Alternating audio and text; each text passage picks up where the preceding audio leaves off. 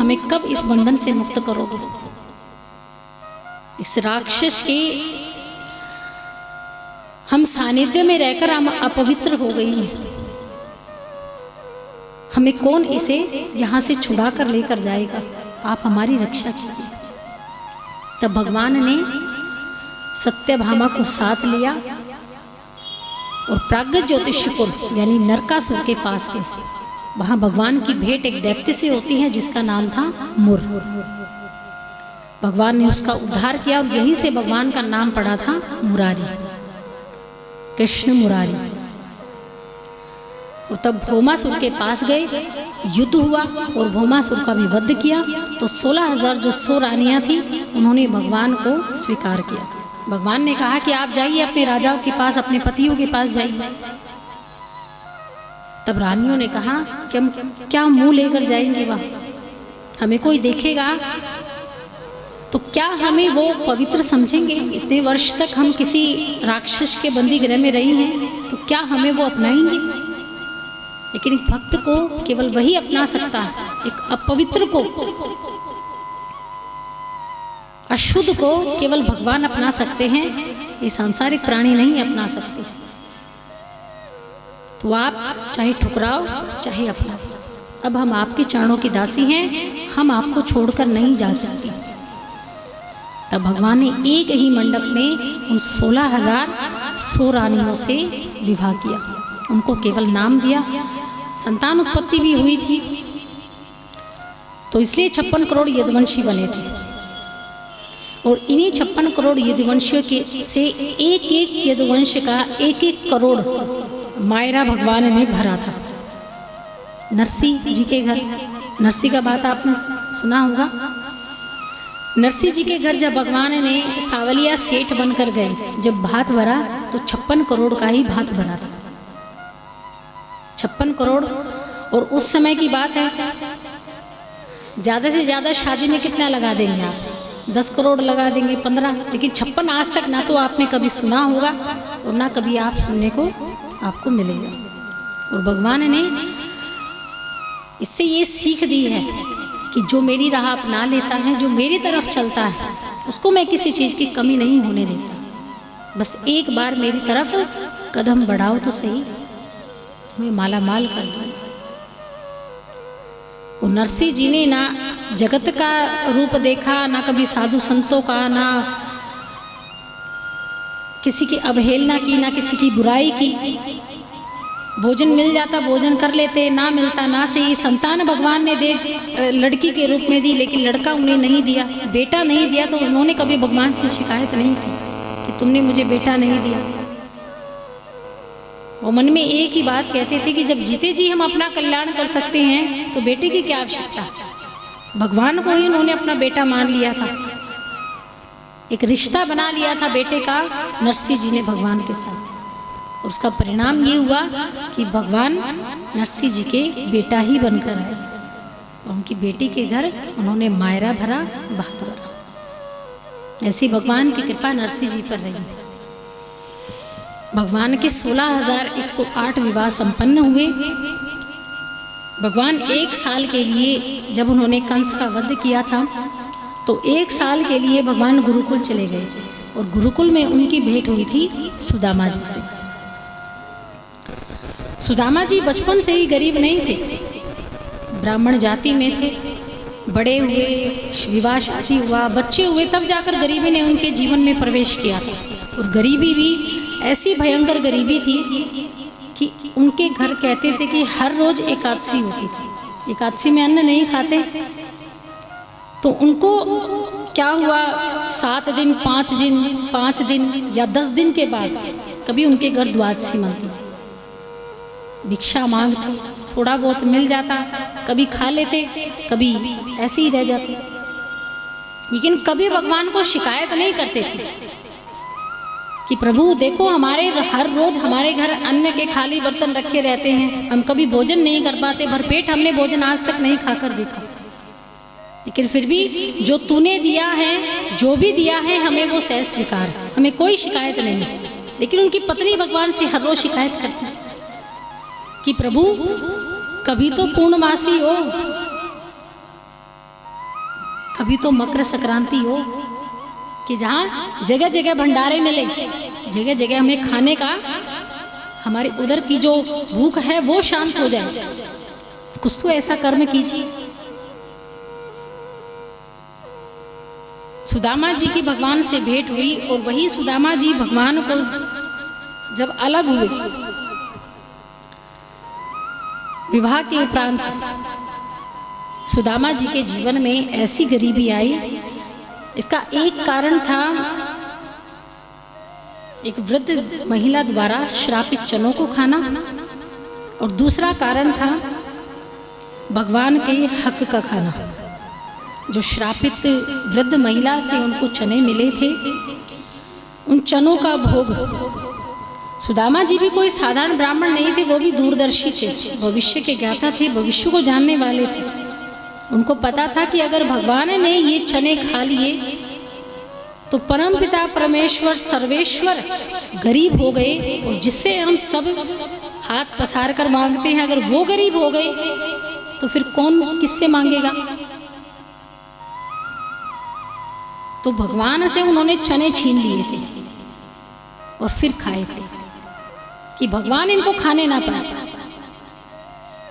यहाँ कारण ये था कि भगवान उसको खाने ना पाए, भगवान गरीब ना हो जाए। लेकिन दूसरी ओर जब उनके गुरुजी ने संदीपन ऋषि के आश्रम में उन्होंने शिक्षा ग्रहण की थी, जब उनके गुरुजी ने ये दृश्य देखा तो गुरुजी ने मन ही मन सुदामा को श्राप दे दिया कि तुमने आज कृष्ण के हक की वस्तु को ग्रहण किया है, उनके भोजन को पाया है, और तुम्हारे जीवन में ऐसी दरिद्रता आएगी, ऐसी गरीबी आएगी कि तुम इस गरीबी से कभी उबर नहीं पाओगे। और ऐसा ही हुआ। लेकिन भगवान तो सब जानते हैं, उनसे क्या छिपा है। भगवान को पता था कि सुदामा ने मेरे लिए ऐसा किया।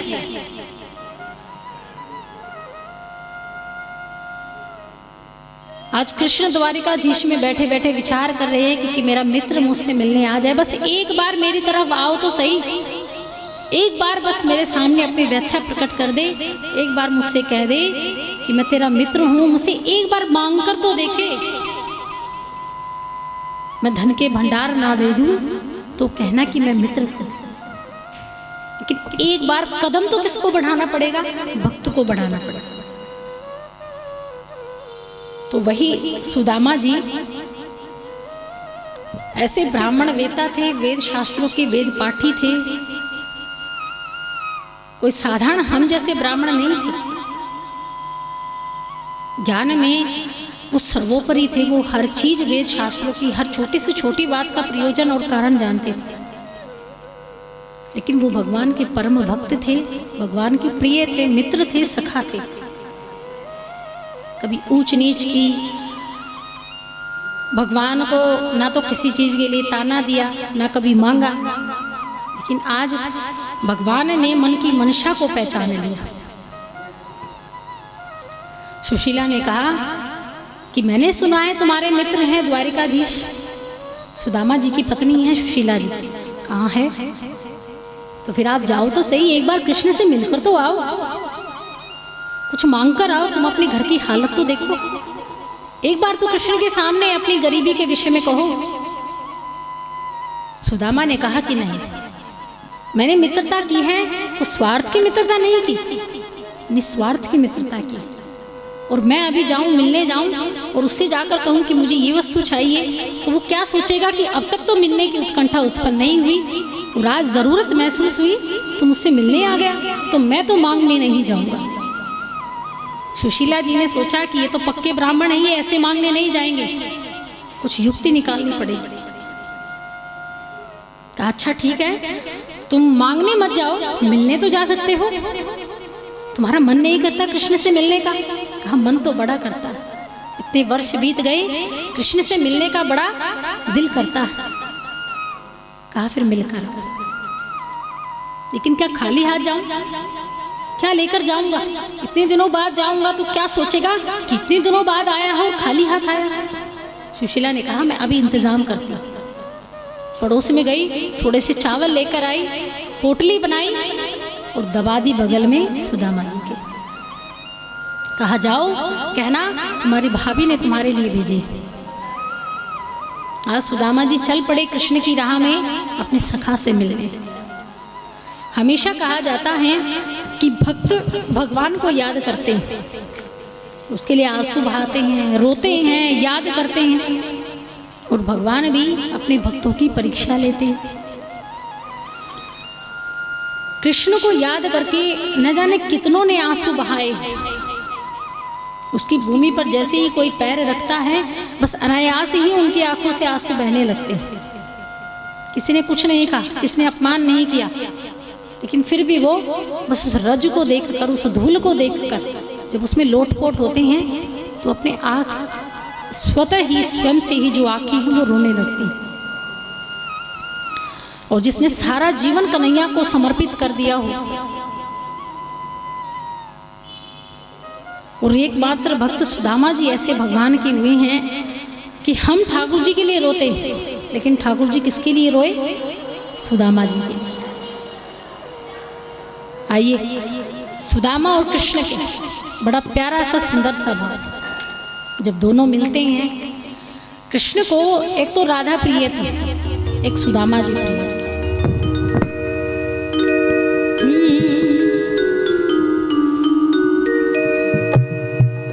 जितना राधा रोई रोई कान्हा के लिए,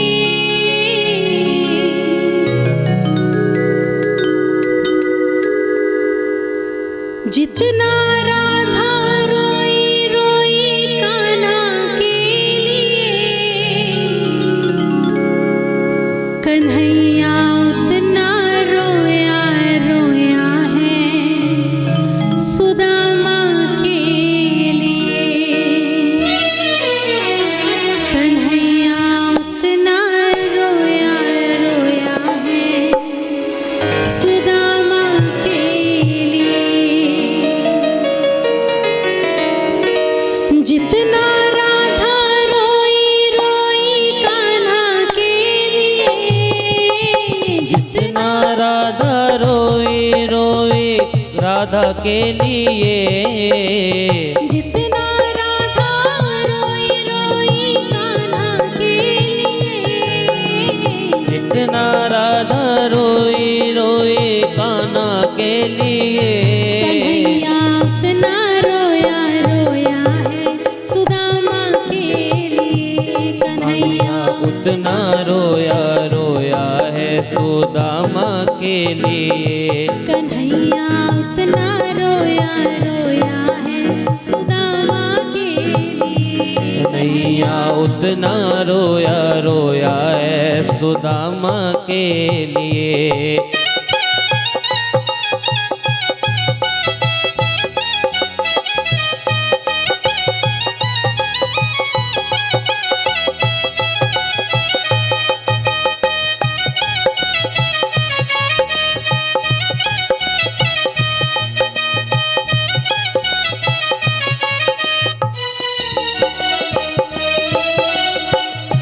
यार की हालत देखी, उसकी हालत पे रोया